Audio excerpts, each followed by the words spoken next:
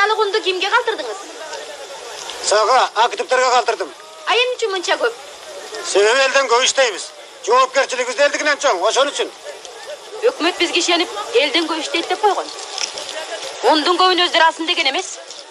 Көргөн элемди дейт. Мурдакы байлардан эч айырмасы жок экен дебейби? Колдош, бир далы. Бизге деген унду жетишпегендерге таркатып бергиле. Бөлүтер, баарын таркат. Демеле Курманжан датка болуп кетиптир. Сенин ордуң очоктун кашында, бала бакыраңын жанында.